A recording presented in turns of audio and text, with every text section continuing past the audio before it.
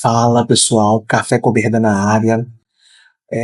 Hoje nós vamos fazer uma análise um tanto interessante aqui. Eu me lembro que quando eu frequentava igrejas evangélicas, havia um hino que dizia assim: Deus forte como Jeová, não há outro que eu conheça. Deus de vitória, varão de guerra, Deus poderoso é o Senhor. A grande pergunta que eu quero fazer é: de fato, os israelitas conheciam apenas um Deus e esse Deus era Jeová? Nós vamos investigar o texto bíblico e entender melhor um pouquinho esse caso. Antes de mais nada, eu quero deixar claro que esse vídeo não faz parte de nenhum trabalho científico, acadêmico, então não vamos empregar nenhum rigor acadêmico aqui. Nós vamos apenas bater um papo e ler algumas passagens.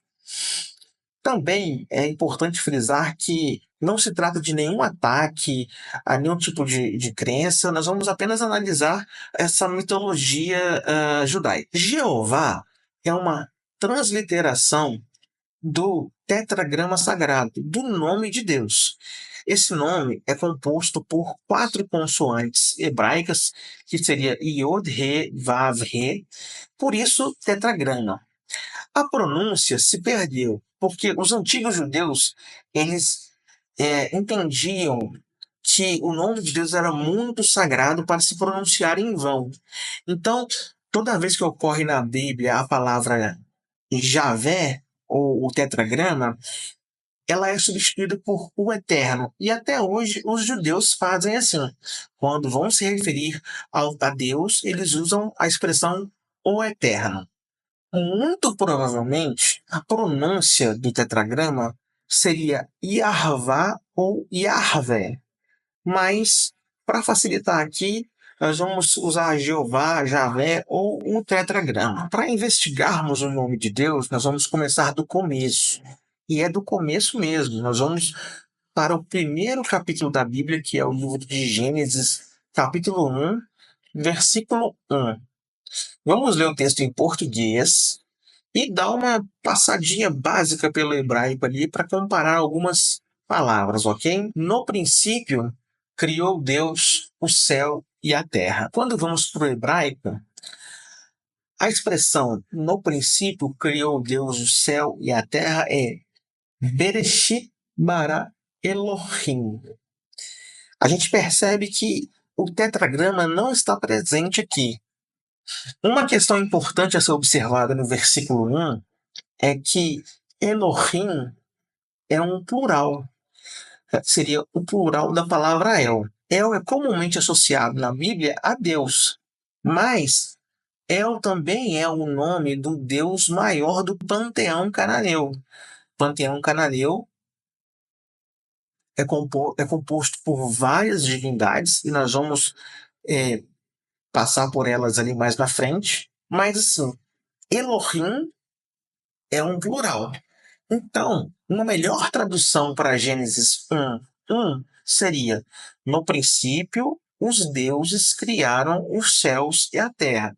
Uma tradução mais literal, mais ao pé da letra. Há quem diga que esse plural ele seria providencialmente colocado aí por se tratar de uma referência veterotestamentária à Trindade. Mas nós sabemos que isso não é verdade, porque o conceito de trindade só vai surgir na patrística.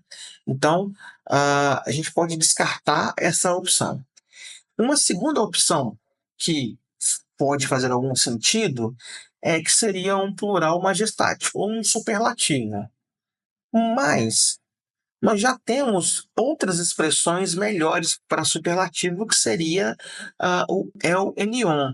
Essa passagem ocorre, por exemplo, quando Abraão é abençoado por Melquisedeque, naquela passagem lá da guerra dos 4 reis contra 5, lá em Sodoma, e Melquisedeque abençoa Abraão pelo El Elyon, pelo Deus Altíssimo. Uma curiosidade é que a palavra El, associada a Deus, ocorre no início de Gênesis, do capítulo 1 ao 9.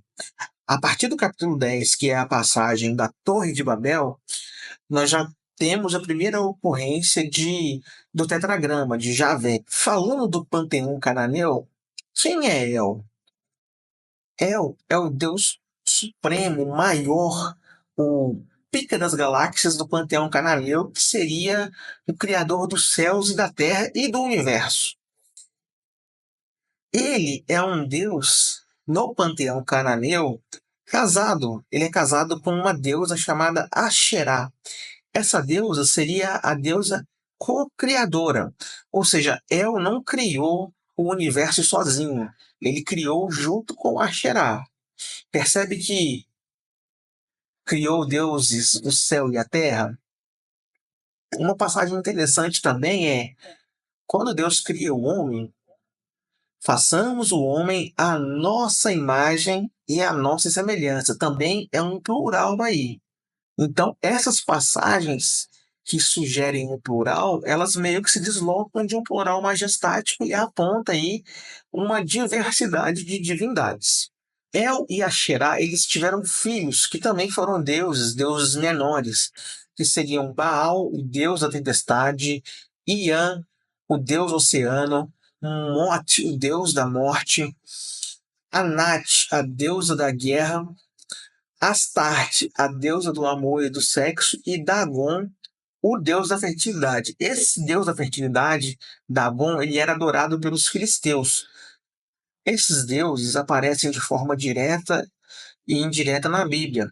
Algumas passagens de maior destaque, nós vamos ter Elias quando enfrenta os profetas de Baal, Sansão no templo de Dagon, quando ele mata mais filisteus na sua própria morte do que quando ele estava vivo, e outras passagens indiretas que vão sugerir ali a presença de Asherá, a presença de Astarte.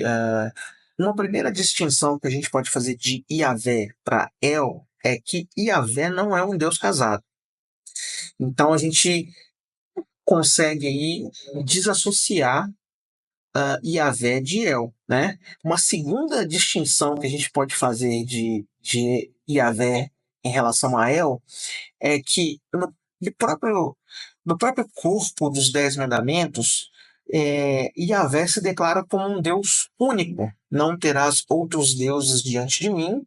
E o judaísmo, a gente vem entendendo que o judaísmo e o cristianismo são religiões monoteístas. Só que nem sempre foi assim. Vamos entender melhor isso daí, avançando para a história de Moisés. A gente sabe que Moisés foi o legislador do povo judeu e ele foi o libertador do povo judeu da escravidão do Egito. Antes de Moisés se tornar essa figura importante para o povo hebreu, ele era um dos príncipes do Egito. A mãe dele, que era hebreia, sabendo que o faraó estava matando as crianças hebreias, ela criou um meio de fazer com que Moisés fosse criado pela princesa do Egito. E tem aquela história do bebê no cesto, que a princesa ia tomar banho, colocou o cesto no rio para que a princesa visse, né, o bebê lá e adotasse. E a irmã de Moisés aparece ali, conversa com a princesa e fala: olha, esse menino aí precisa de uma ama de leite, eu conheço uma. E ela vai e chama a própria mãe de Moisés lá para ser a ama de leite, e ela instrui Moisés ali nos estatutos do povo hebreu, na crença do povo hebreu, e mesmo Moisés, sendo príncipe do Egito, ele cresceu com essa crença na cabeça. Já adulto, Moisés vê um egípcio afligindo o hebreu, ele vai e mata o egípcio. Esse assassinato chega até os ouvidos do faraó, que era o rei do Egito, e ele queria matar Moisés. Moisés vai e foge para Midian. Moisés passa 40 anos em Midian, ele conhece um sacerdote lá chamado Reuel, e que em algumas vezes aparece como Jetro, o nome dele. Ele vai e se casa com uma das filhas de Jetro, os midianitas adoravam Yahvé. Acontece que Moisés estava apacentando as ovelhas do seu sogro no campo e ele vê aquela sarça ardente lá pegando fogo e a sarça não se consumia e ele ouve a voz de Deus. Ele fala assim: Eu sou o que sou, eu sou o Deus de Abraão, Isaac e Jacó. E ele aparece não como El, ele aparece como Yahvé, como o tetragrama sagrado ali. Moisés vai, lidera o povo, sai do Egito com o povo lá, e eles chegam no deserto do Sinai lá. Moisés passa um tempo no monte lá para receber os 10 mandamentos de Deus, e o povo está na planície, ao pé do monte, reclamando com Arão. Olha, Arão, nós não sabemos o que aconteceu com esse Moisés. É, faz o seguinte, cria uma estátua para a gente aí. Essa é a passagem dos 10 mandamentos, logo em seguida a passagem do bezerro de ouro. Arão faz o bezerro de ouro lá, e curiosamente, Baal, que é o filho de El, ele é representado como um touro. Moisés desce do monte, o povo tá lá na festa, lá adorando o bezerro de ouro. Ele fica putaço com o bezerro de ouro lá, pega as tábuas dos 10 mandamentos, quebra o bezerro de ouro com as tábuas lá e mata 3.000 homens que eram idólatras lá, e ele vai e começa a transmitir com muito amor no coração, né, depois de ter matado 3.000 homens, a lei, né, os 10 mandamentos. E o primeiro é: não terás outros deuses diante de mim. A gente vai ter alguns textos da Bíblia que vão corroborar com esse passado politeísta do povo judeu. Você quer ver um exemplo? Salmo 82, versículo 1, diz assim. Vamos lá, abre o salmo aqui. Deus está na congregação dos poderosos, julga no meio dos deuses. Esse Deus aqui não é Yahvé, é El, é Elohim. E essa expressão deuses é Elohim. E aqui embaixo, no versículo 6, diz assim: Eu disse, vós sois deuses, e todos vós filhos do Altíssimo. Esses deuses é Elohim, e filhos do Altíssimo é Bnei Elohim, ou seja, não é nada relacionado a Yahvé. Uma outra passagem muito curiosa está em Deuteronômio 32, de 8 a 9. Vamos lá. Quando o Altíssimo distribuía as heranças às nações, quando dividia os filhos de Adão uns dos outros, estabeleceu termos do povo conforme o número dos filhos de Israel. Porque a porção do Senhor é o seu povo, Jacó é a parte da sua herança.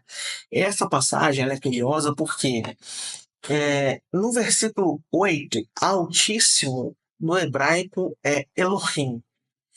E Senhor, no versículo 9, é Yahvé.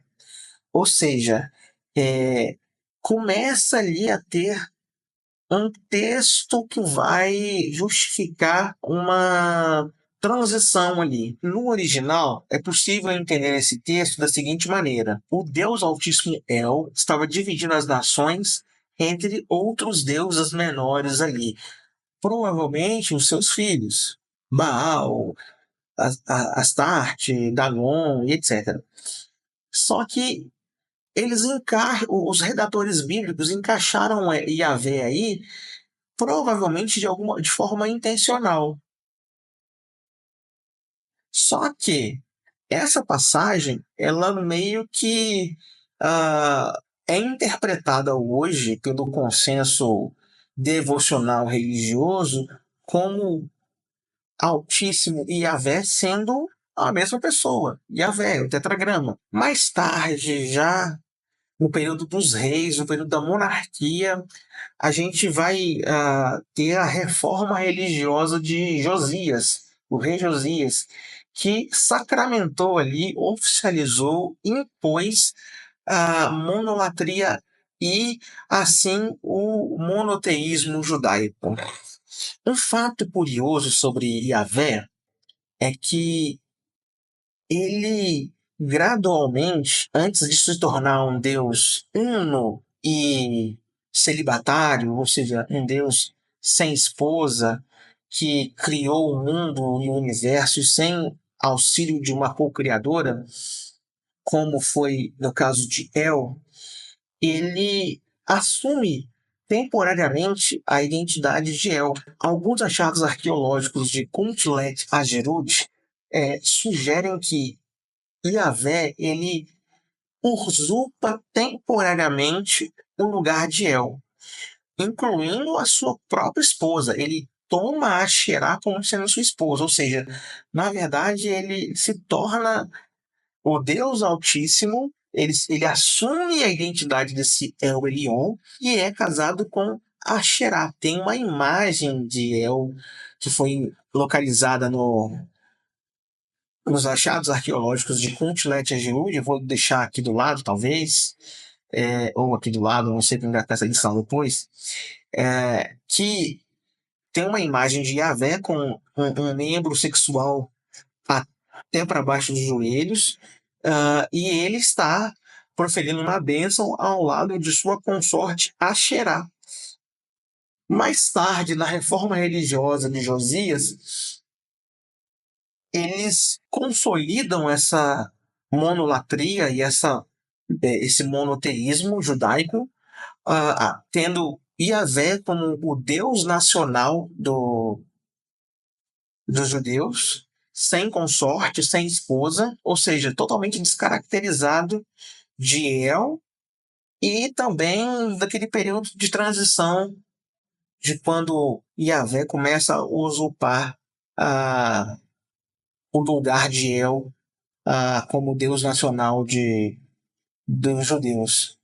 E aí, o que você achou dessa história? O vídeo ficou longo, mas assim, são muitos detalhes, eu não consegui passar tudo que eu queria, porque realmente é até difícil de decorar tantos detalhes, mas deixa nos comentários o que você acha. Se você chegou até aqui, deixa nos comentários El Elyon. Se você gostou do vídeo, curte, comenta, compartilha. Seu engajamento é importante pra gente e é isso aí. Até a próxima. Valeu, pessoal. Tamo junto. Tchau, tchau.